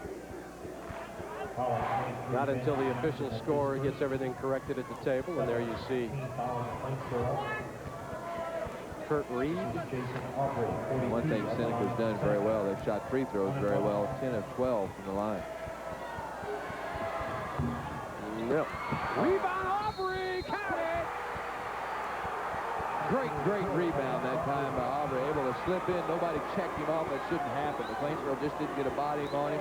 Nobody checked him out. Aubrey slips inside, and then he just explodes. Such a powerful leaper for 6'2".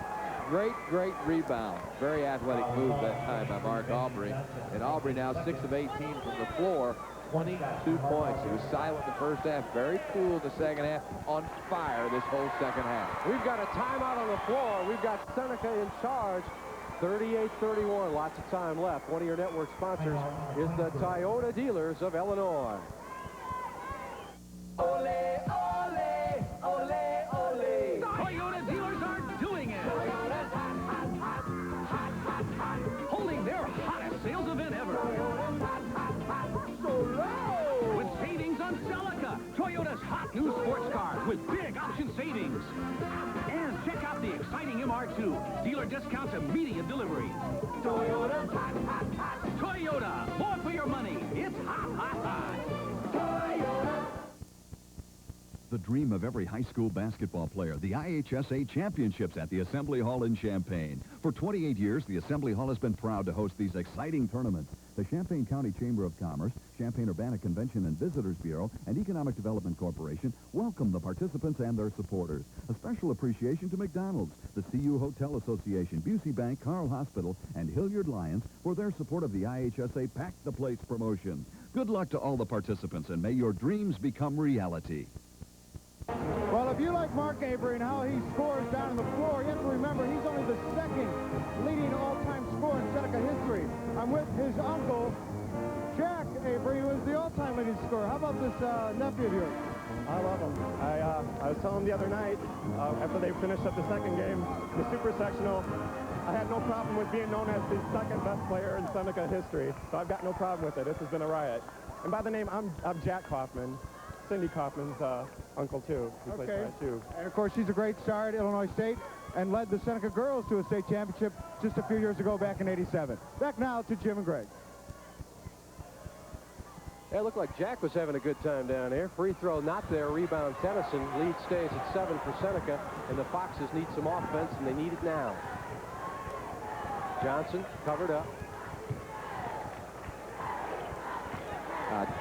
Looks like a change on the defensive end by Seneca. They've got out of their man-to-man, and they've gone to a zone defense. And you do that for a couple reasons. First of all, you want them to shoot it from the perimeter, but it also slows down the pace a little bit on the offensive end.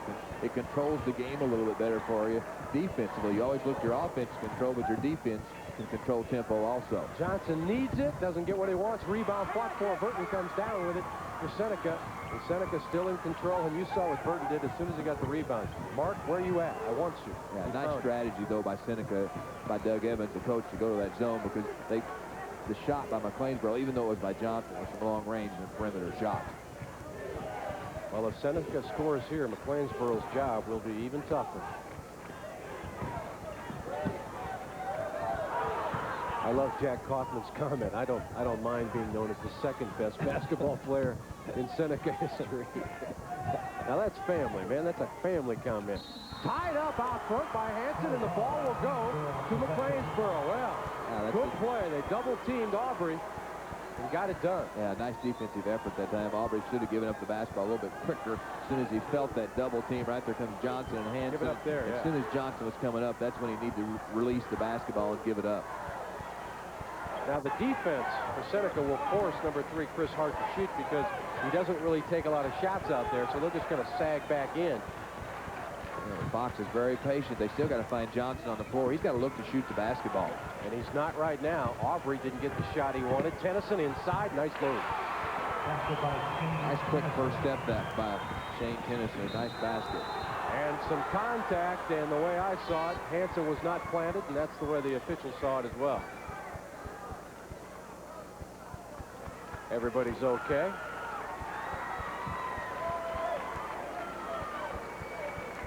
Good look there at Coach Kurt Reed.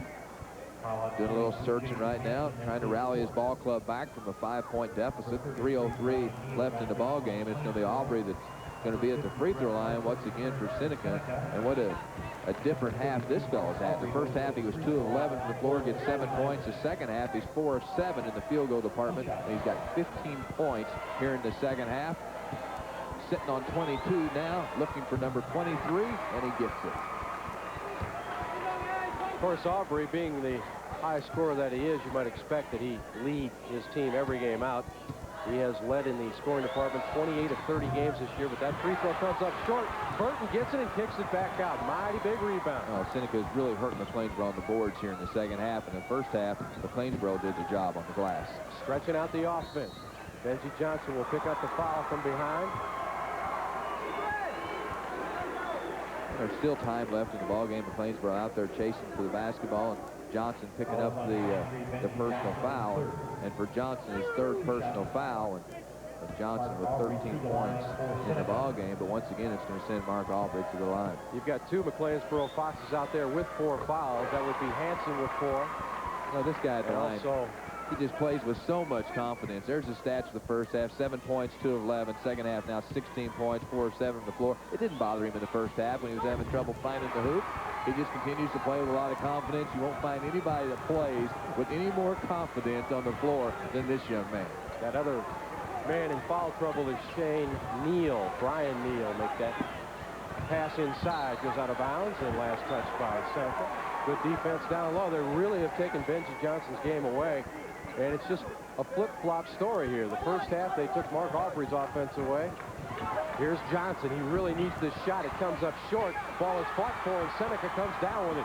Yeah, Johnson now 4 of 7 from the floor, and I still don't feel like McLeansboro's getting him enough shots, but I think you need to credit the defense on the effort they've made. Back the other way, here comes the Foxes and Benji Johnson. Nice pass underneath the Hanson, and he'll go to the free throw line. It almost looked like that ball was kicked at center court. It looked like somebody got a toe on it. But nonetheless, That was Benji Johnson, a little dribble drive right there. Looked like maybe he's going to shoot the basketball, but a good leave right there.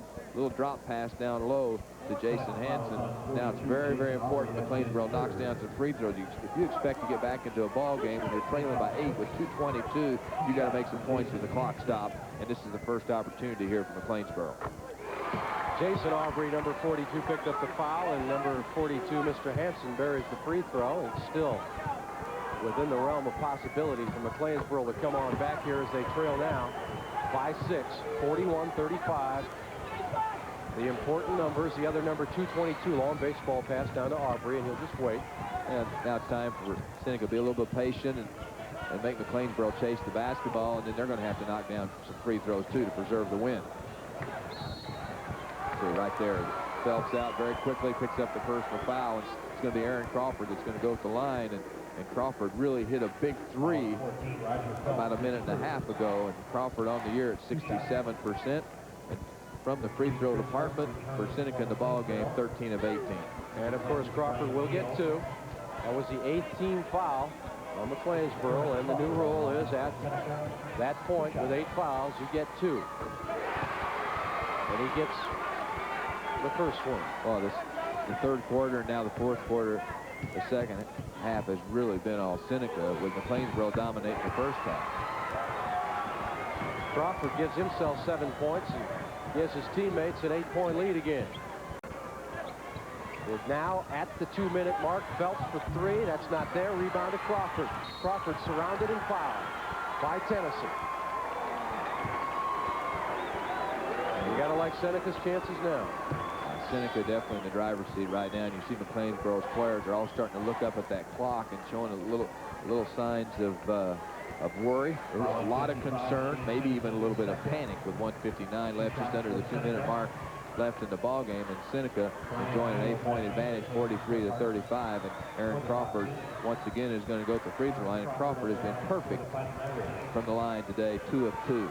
Well, Seneca is making the most of their first state final appearance, that's for sure, because as we stand now, they are headed for the championship game. But remember, this worm can turn in a hurry. 9-point lead. Got to put it up quick now when you get down on the offensive end. I still love the way Seneca went to that zone defense, got out of that man-to-man, and see how it's making McLeansboro move the basketball. They're forcing it up from the outside. Who gets the rebound? Mark Aubrey. He's done it all here in the second half for Seneca. Yeah, Brian Neal wasn't close on that one. Burton with the basketball. Burton takes the baseline. He don't want that shot, does he? Now, they don't need any more points. They just need to run some clock. Tick, tick. That's the only sound that McLeansboro seems to be hearing right now, as that clock is the battle. Crawford will be back at the free throw line again. It's a very low-scoring affair, as you no doubt have noticed at home. And usually those are in favor of McLeansboro, but not today. They came in averaging just 58 points a game as compared to Seneca's 67, but Seneca said, you want to play some low ball? We can play some low ball with you. Well, Seneca had to feel awful good at the halftime when they went in. Well, there's a free throw shooter for you under pressure. And as I mentioned yesterday, Greg Sterick, the man with me right now, holds the NCAA record for free throw percentage in a career. Benji Johnson, though, tip going out of bounds and saved by Mark Aubrey. McLeansboro just hadn't had any offense against that zone defense of Seneca. And a steal up front by Hansen. Hansen going down 2-on-2 to Johnson. He'll have to go to the hole, and he does. With a minute remaining. They need to get a quick timeout. Just couldn't get the timeout. As soon as he made that shot, they needed a timeout. Aubrey almost bounced that off his foot, but he hustled after it. And Burton will go to the free throw line. And getting back to that free throw percentage, 90% for a career. What's the secret to a good free throw shooter besides the obvious, which is practice? Well, I think you hit on an important key right there. You have to work at it, take a lot of pride in it, and really practice. But most of all, when you go to that line, you got to just get everything else out of your mind. It's strictly you and the basketball and making the free throw, and that's concentration. It's all concentration. Brian Neal fouled out of the ball game, and Neal leaves with 3 points for McLeansboro. Did you ever just look over the rim? I've heard so many different variations as how to get it done. Some coaches say just look over the rim. Other coaches say take that deep breath right before you shoot it. It's just a matter of you and the ball. Huh? Well, it's your own style. You have to develop your own style. Out and back in again for Jason Burton. Burton hasn't had a great day scoring-wise. Of course, he's been in foul trouble, but he's here down the stretch. And he is going to try to put his team up by 11, and that won't go. But the rebound comes down. Larson had it, but taken away by Hansen. And Hansen will just have to keep going and fire. And he does. Now, see, they need a timeout right here. And they got it. See, they should have got it the last time when Benji Johnson got his basket. When he got his basket, they should have got a quick timeout. Then they would have had an opportunity to get something set. Alert play that time. Hansen makes the basket, and McLeansboro does get a quick timeout. But we only have 44.6 seconds left in the ball game. But McLeansboro trailing by 8, but that's still some time. Still some time. They need to go for a quick steal. If they can't get the steal, then you got to foul very, very quickly. Then you just hope that Seneca doesn't knock down free throws. But Seneca's had a nice afternoon at the line. They're 19 of 26 for 73%. Well, we talk about the 2A state football champion, Seneca Fighting Irish, and now it appears they are a game away from becoming the 1A state basketball champion. And let's go inside that huddle with Coach Doug Evans. We'll put Crawford right here. We're going to go a line like this, okay? This is Crawford. This is Jason Aubrey. This is Burton and Larson, okay? What we want to do is Jason Aubrey, we'll go with Burton, you clear, okay? Brett, you step, come back. You come here, Aaron, you use either way, and then you guys come back to it. Get right on. Well, Doug Evans, the coach, are setting the play so they can get the basketball in bounds. And most of all, you don't want to leave that guy up there that's throwing the ball in bounds. When he's having some trouble, somebody's got to go to him. And as you saw Doug Evans drawing up that play, he wants those players to come pick, but then you got to go to Mark Aubrey. He's got to have a release man. They'll release Burton, and Burton will be double teamed, so somebody's open up front. See, right now somebody had to go to the basketball. Good effort, though, by McLeansboro. They really did the job right there. As the line was set across that free throw line, as Seneca was setting the play, you still got to go. You've got to go to the basketball with the guy that's throwing it in, but a good alert play by the quarterback of the football team, quarterback of the basketball team, the anchor man of that 3200 relay team, Mr. Everything, Mark Aubrey, but a good play that time by him with the timeout call. As far as our timeouts are concerned, McLeansboro has 1 remaining, Seneca with 2 remaining. You know, talking about Mark Aubrey, what a second half he's had. In the first half, he only had 7 points and really struggled shooting the basketball. He was 2 of 11 from the floor, only 1 of 3 from three-point territory. Second half, 18 points. Now let's go in there one more time and see the play that Doug Evans is setting for his ball club. If your man goes to double, if one of you guys go to double, then come back to the ball. Then you kick it to them, okay? Let's go straight out. Let Mark go one-on-one here to get the ball, okay? I'll tell you what. Let's put it right here. Right there. Get to the side. Fake back. And it's going to go hard, okay? There's nobody back. Throw it. What do you want? You're on nobody back. Now, the play that he's setting there, he's going to make a change. He's going to let somebody else inbound the basketball, put Mark Aubrey out on the floor, because Aubrey's so quick, and he can get himself open. He feels like Mark Aubrey can be the guy that can get himself open. And what he's going to do is let Steve Erickson be the trigger man and look for Mark Aubrey to try and move and get open. Going to fake and come up to get the basketball.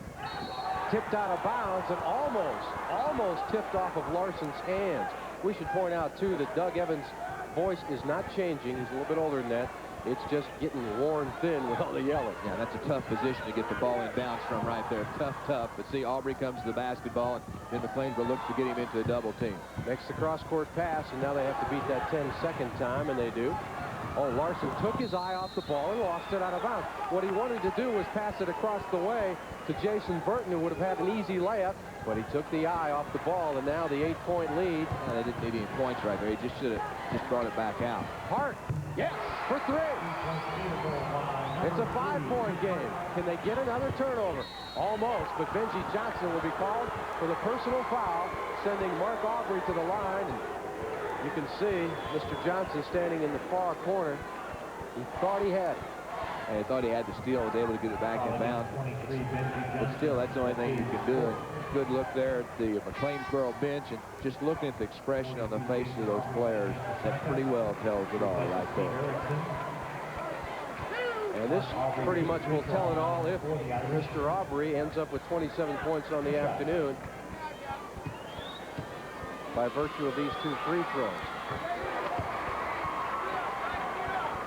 Whoever put a microphone behind the net on a television broadcast was a genius of some sort. And it's back up to 7, and now it's down to 20 seconds left. Letting it fly as belts, and it heads out of bounds. And that'll do it. 16 seconds left, and Kurt Reed sees it slipping away. And the people from Seneca starting to celebrate a little bit. Get it into Aubrey. Aubrey gets it up front nicely. Crawford will wait for some help, and he's fouled with 11 seconds left to go. And the way Crawford's shooting free throws, but you have no choice. If you're McLeansboro, you got to get to the ball. Well, the clock's a real factor now. It's down at 11.6 seconds. And speaking of Crawford, he's 5 of 6 from the line. And, you really can't say enough about the play of the Seneca Ball Club in the second half. And give a lot of credit to Doug Evans and his coaching staff. At halftime, they went in, they regrouped, they made some changes to get Mark Aubrey a little more involved on the offensive end, and Aubrey really took control, but also did a much better job, too, on the glass. And there's Kurt Reed, the coach of McLeansboro. That tells the story also. Remember when Reed said at the halftime interview, well, we missed a couple of layups we should have had, and we missed some free throws, and they came back to haunt us. Hard again. Nope, this game is going to be history in less than 2 seconds after we shoot 2 more free throws. And Doug Evans is in the championship game, and I'd be pretty happy if I was that group of young men, and you can bet they are. It's almost time to take a deep breath and go, my God, we're there. We're there. We've advanced to the championship ball game, and when you take a look at Seneca, what they shot from the floor, only at 32%, but the job they've done here in the second half, and for McLeansboro, only 13 of 38, 34%. Another look right there at the McLeansboro bench. And, nothing really to be ashamed of. These young men are very, very disappointed in McLeansboro. They had a great run to get to this point. It has to be disappointment that you're not in that championship game, but they've upset some awful good basketball teams. They've really represented the South very, very well here at the Assembly Hall. Let's get some of these substitutions in for Seneca. We have Chad Esger, number 3 in the ball game, number 12, Dan Matson, number 34, Steve Reynolds, and number 52, Sherman Ryder. And for McLeansboro, we have number 53, Chase Vickers, number 41, Jason Moore, number 25, Travis Hall, number 22, Jamie Brzezinski, and Crawford will check out. It's just a thrill for all these guys to have an opportunity to get in the ball game. You bet it is. And Joey Gray also in the ball game, and that's the way it ends. Seneca down by 6 at the half with just 14 points, comes back and does the turnaround. 52-42 is our final as Seneca will advance to tonight's Class A state championship game, and just as he did yesterday, Mark Aubrey leads the way with 27 points. He's consistent, I'll give him that. Oh, Aubrey had 27 in their win yesterday, and he scored 30 or more points 10 times this year. Even had 46 points in one ball game, and it was Aubrey's 27 points on 6 of 18 field goals. And from the line, he was 12 for 15. McLeansboro did a great job on him in the first half. It was all Aubrey in the second half. It was almost like we watched 2 different basketball games. McLeansboro controlled tempo. They got it done defensively in the first half, but here in the second half, it was all Seneca. And now let's throw it to our partner courtside, Joe Passion. Take it, Joe. All right, thank you very much. With me, just 2 of the big names, at least, in the final 10-point victory here for Seneca, their head coach. And Doug, I'll tell you, it got a little bit sweaty there toward the end, but your kids held on real well. Yeah, our kids showed a lot of character. Nothing went right the first half. We were in foul trouble. Everything looked terrible for us. us at halftime, but, you know, I challenged our kids' heart and their character, and they really come out and played a super ball game. And Aaron Crawford did a super job for us also. Well, you know, everyone talks about Mark Avery and what a great job he does. That speaks for itself. Aaron, come on a little closer to the coach here. Your shooting in the first half seemed to kind of help things get along to that 4-point deficit at halftime. Tonight I wasn't shooting very well. Mark was getting double teamed, and I had the open shots, and I wasn't shooting really as well as I thought I would have liked to, but it was there, and I thought we did a good job overall. And your steady free throws at the end really helped stabilize the victory. Yeah, they kept following me. I didn't really want the fouls. I didn't want to go to the line. I figured I'd get an opportunity for the other guys to shoot some free throws, let them score, but it was there, so no big deal. Okay, we have Mark Avery here. Can we get Mark in real quickly? Real quick, Mark, just getting over this big hump. Now you've got to the final. That's a big play for you guys. Oh, yeah, we're ready to go now. Championship game, we're there. All right, well, congratulations. We'll see you in the final then tonight. All right, let's now, with the post-game interview and the 10-point victory, send it back over to Jim and Greg. You got to love Aaron Crawford. I didn't want to go to the free throw line. I didn't need those points. I wanted my teammates to get them. We're coming back with more. But first, one of your network sponsors is Country Companies. Don't go away.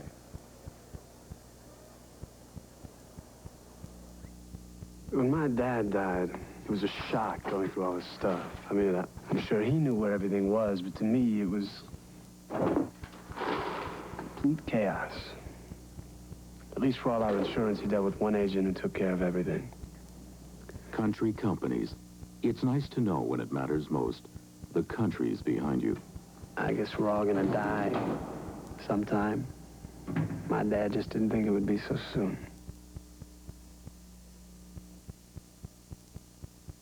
Illinois Championship High School Basketball is brought to you on Fox 55 and 27 by American Family Insurance. All your family protection under one roof. It's Ben's School Carnival, but where's Ben?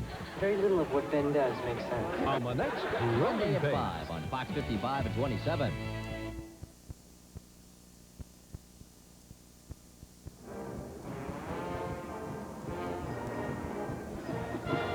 One down, one more to go. Who will it be? Pittsfield or Williamsville? We're going to find out in just a few moments. We already found out that Seneca is in the state championship game. Mark Aubrey. He had 7 points in the first half. He was over his first 9, and hello. And right there he is. He just stops, looks down, finds that three-point line, springs up. Nothing but the bottom of the net for Aubrey, and that tied the ball game at 22-0. Here he comes again. Aubrey says, hey, I like three-point range. Let me find it again. Right there, Aubrey knocks in another one, and then it's a 28-24 lead. Look at the man, the quarterback of the football club, the quarterback of the basketball team, directed a little traffic to set everything up. Down low, they spring Aaron Crawford out. He said, my teammate can do it. My partner in the backcourt, watch me light it up from long range, and Crawford throws one in from long range. Then a good look at the outstanding player from McLeansboro, slips on the baseline. Benji Johnson gets a two-pointer right there, and for Johnson, has to be disappointment, but what a tournament Benji Johnson has had also. And for the stats, take a look, field goal percentage, 32% for Seneca. For the Foxes at 35%. Free throws, Seneca went to the line 32 times, connected on 24, 17 trips to the line for McLeansboro, 12. They hit 33 rebounds. Seneca, they really won the war on the glass. Out-rebounded McLeansboro by 9. Turnover department, only 11 for McLeansboro and 8 for Seneca. A big win for Seneca. Greg Sterick is standing by, as is Dick Lucky, to bring you game number 2 of the semifinals. But right now, we're going to break. One of your network sponsors is the American Dairy Associations of Illinois and Wisconsin. Ah, the virtues of milk. Honey, it's starting.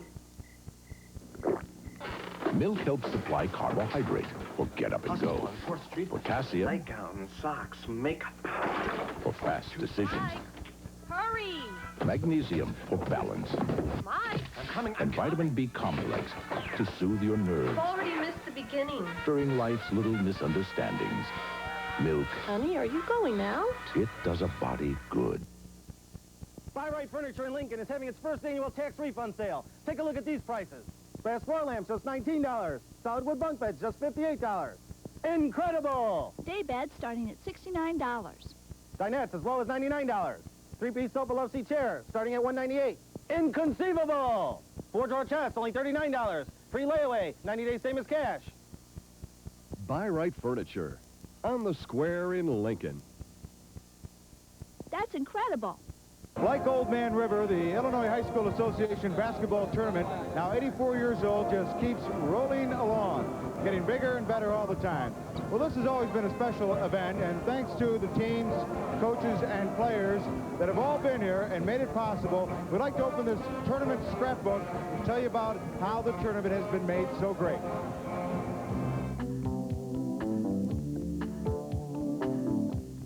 The oldest tournament in the nation began play at the Oak Park YMCA in 1908 as Peoria High School was crowned the first champion. When the tournament settled in George Huff Gym in 1926, with Freeport's Pretzels taking home the title, the meet was on its way. The Sweet 16 format was established by 1934 as Quincy took the title, beating Lou Boudreaux's defending champions of Harvey Thornton. Of all the great teams in that era, two stand out. The Centralia Orphans of Coach Arthur L. Trout and the Great Dyke Edelman, champions in 1942, and the Taylorville Tornadoes of Coach Dolph Stanley and such players as Johnny Orr and Ron Bontemps, who beat 45 opponents without a loss in 1943 and 44. Man, that was a pageant. Excitement, anticipation, and it's always been exciting. No one can give an answer to why it is exciting, except it is a beautiful thing. Here come 16 teams. No one seems to know who's going to win it. And after playing about 4 days, you'll have a winner. The South dominated after the war with such champions as Ernie Evelyn's Paris Tigers in 1947, Pinckneyville in 1948, coached by Duster Thomas, and the Mount Vernon Rams, coached by Stan Shagnon, and one of the great stars of Illinois high school basketball, Max Hooper. Mount Vernon won back-to-back titles in 1949 and 50, going undefeated as Hooper finished his career, scoring 36 points in the title game against Danville. Television came in 1952, and so did the Green Giants of Hebron.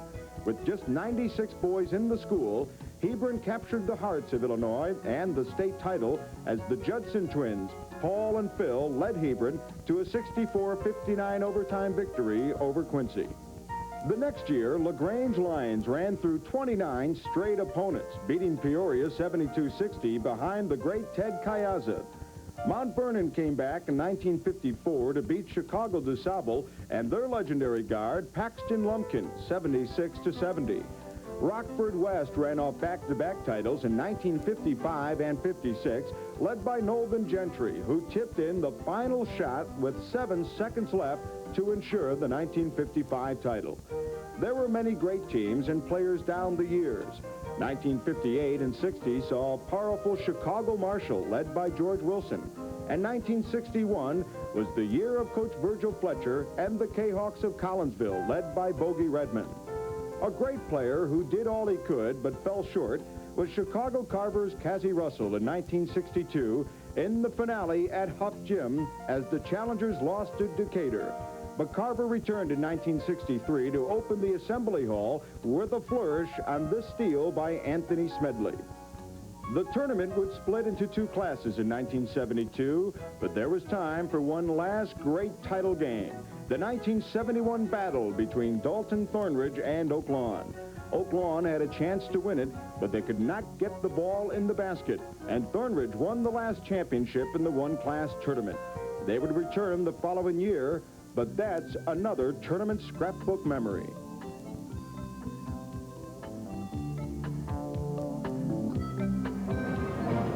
One person who always came back to see this great event whenever he could was Baseball Hall of Famer Bill Beck. Just like the rest of us who loved high school basketball, he was a kid who never really grew up. And we hope you never do either when it comes to high school basketball. And we'll be back with more right after this message from our local stations.